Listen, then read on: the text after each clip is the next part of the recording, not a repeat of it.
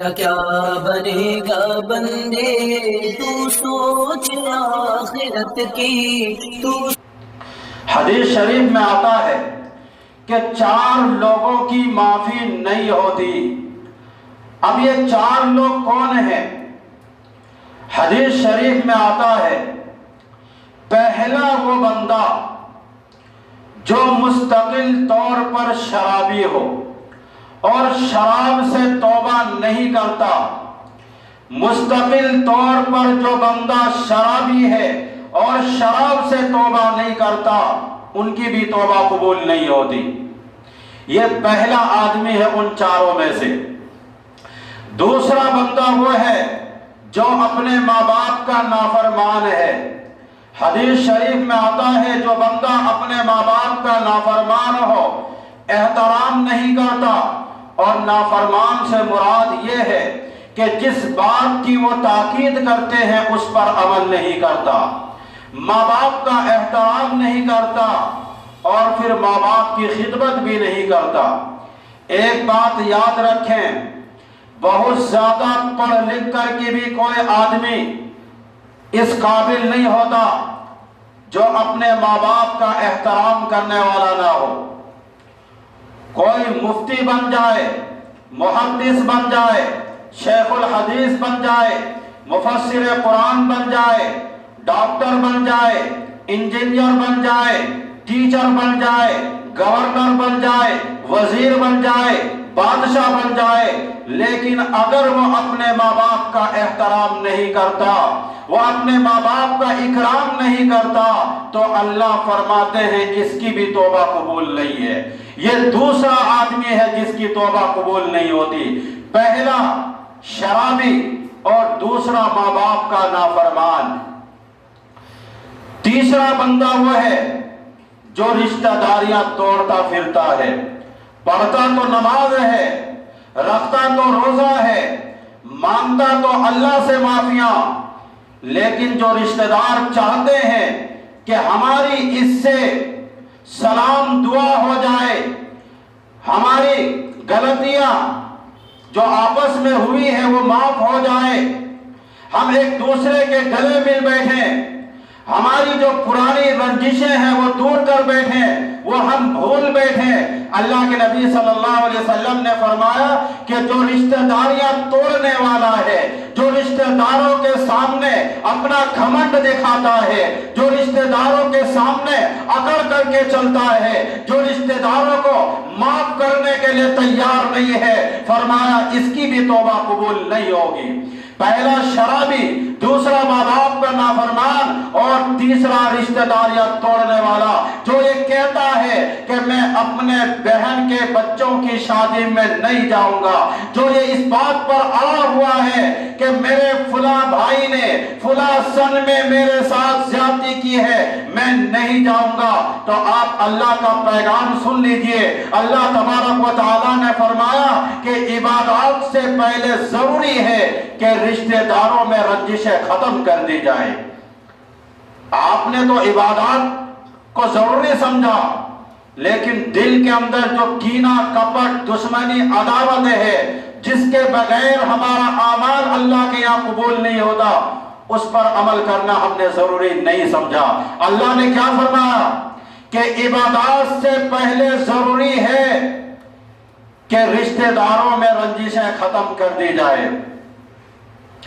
بندہ جب حج کے لیے جاتا ہے، آپ سبھی کو پتا ہے، اور آپ یہ اللہ کا احسان مانیں، ہم سبھی لوگ اللہ کا یہ احسان مانیں کہ اللہ نے ہمیں ایسا دین عطا کیا کہ جس کے قدم قدم پہ رحمتیں ہیں، لوگ ایسی عبادتوں کے لیے ترستے ہیں۔ اور چوتھا فرمایا، چوتھا وہ بندہ جو اپنے دل میں کینہ رکھتے ہیں، بغض رکھتے ہیں، دشمنی رکھتے ہیں، بغض رکھتے ہیں، دشمنی رکھتے ہیں، کس کے لیے؟ کسی کے لیے بھی ہو، یہ نہیں کہ صرف اپنے مسلمان بھائی کے لیے، کسی کے لیے بھی ہو۔ کینہ اور بغض کہتے کس کو؟ آپ سمجھتے ہیں اس کو؟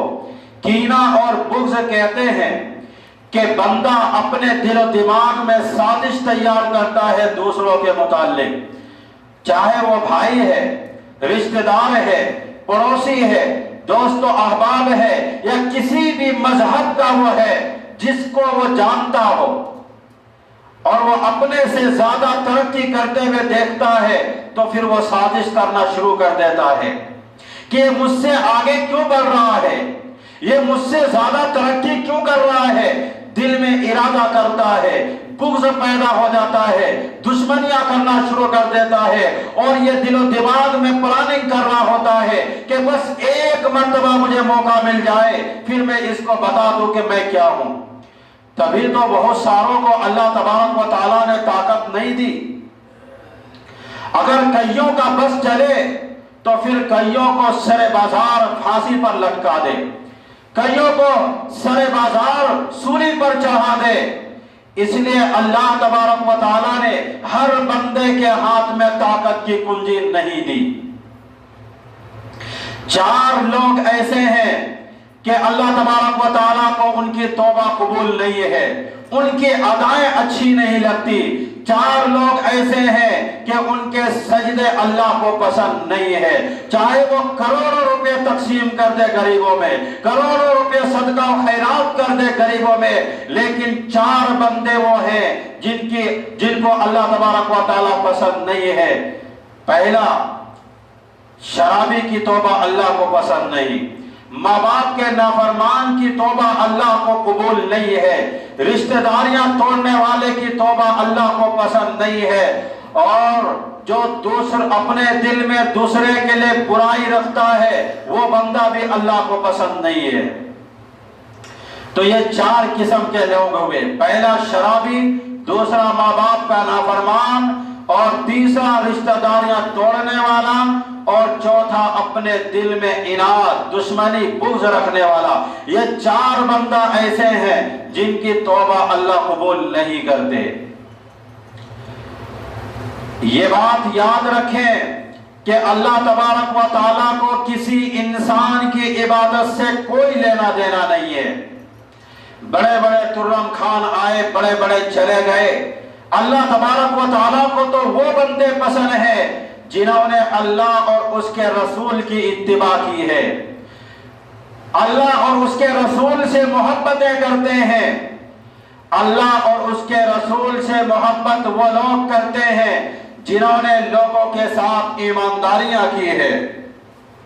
ایک صحابی رسول صلی اللہ علیہ وسلم ہیں، گھوڑا خریدنے کے لیے گئے۔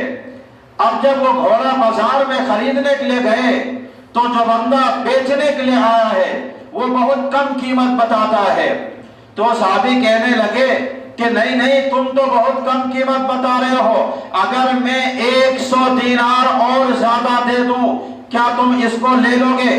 کہا جی ہاں میں بالکل لے لوں گا۔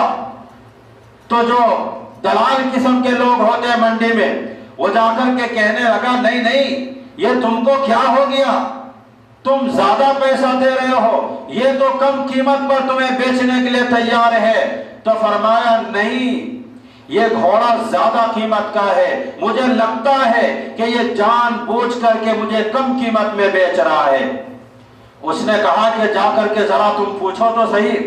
جا کر کے پوچھا تو اس نے کہا کہ واقعی یہ گھوڑا بہت قیمت کا ہے، اس کی قیمت اور بھی زیادہ ہے، لیکن مجھے آج ہی پیسوں کی ضرورت ہے، میری بیٹی کی شادی آج ہی ہے، میں مجبوری میں یہ اپنا قیمتی گھوڑا بیچ رہا ہوں۔ قربان جائیں اللہ کے رسول صلی اللہ علیہ وسلم کے صحابہ پر، قربان جائیں اللہ کے رسول صلی اللہ علیہ وسلم کے جانثاروں پر۔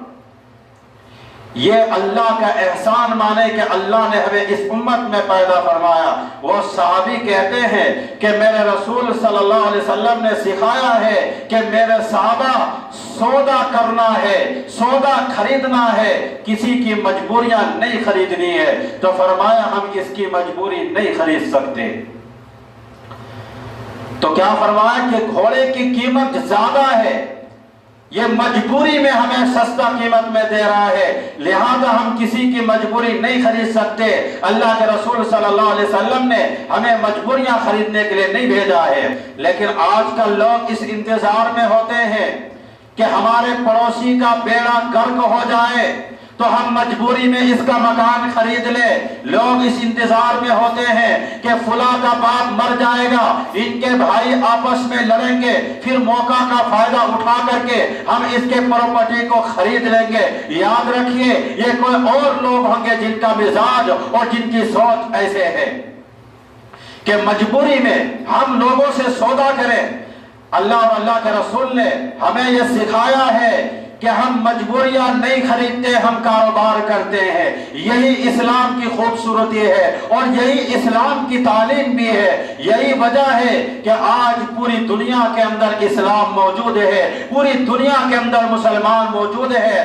آج کل جب بعض لوگ یہ پوچھتے ہیں کہ اسلام کی حقانیت پر، اسلام کی سچائی پر آپ دلیل پیش کیا کریں، تو میں کہتا ہوں آج کل کے اس گئے گزرے دور میں جو کہ پوری دنیا یہ کہتی ہے، پوری دنیا کا میڈیا یہ کہتا ہے، آج کے اس گئے گزرے دور میں بڑی بڑی سرکار کے بڑے بڑے چودھری یہ کہتا ہے کہ مسلمان خراب ہے۔ ایسے دور میں پوری دنیا میں مسلمان موجود ہے، ملک کے ہر کونے میں مسلمان موجود ہے، دنیا کے ہر رنگ میں، دنیا کی ہر نسل میں، دنیا کے ہر خطے میں، دنیا کے ہر شہر میں، ہر زبان میں، ہر بولی میں، ہر ہوا میں، کوئی ہو یا نہ ہو، کلمہ لا الہ الا اللہ محمد رسول اللہ صلی اللہ علیہ وسلم پڑھنے والے مسلمان موجود ہیں۔ اس سے بڑا زندہ معجزہ اور کیا ہوگا کہ جہاں پوری دنیا اسلام کو دہشت گرد کہتا ہو، مسلمانوں کو دہشت گرد کہتا ہو، اس کے باوجود پوری دنیا میں مسلمان موجود ہیں۔ اللہ کے نبی صلی اللہ علیہ وسلم نے اس دین کو ہمیں فطرت کا مذہب بتایا۔ یہ کوئی رنگ و زبان کا مذہب نہیں ہے، یہ کوئی علاقوں کا مذہب نہیں ہے، بلکہ نیچر کا مذہب ہے، فطرت کا مذہب ہے۔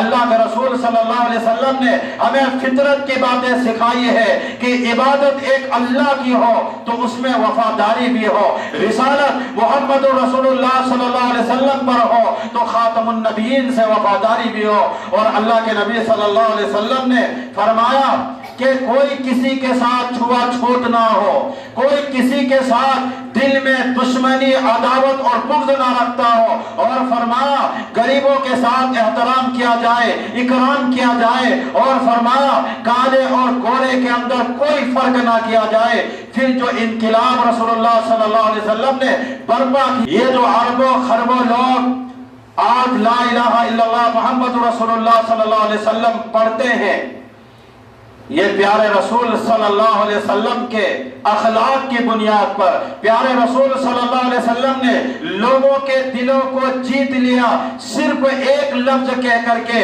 کہ دنیا میں جتنے لوگ ہیں کوئی ایک دوسرے سے اعلیٰ اور بلند نہیں ہے، بلکہ اللہ تبارک و تعالیٰ نے ہر انسان کو برابر پیدا کیا ہے، کسی کو کسی پر فضیلت حاصل نہیں ہے۔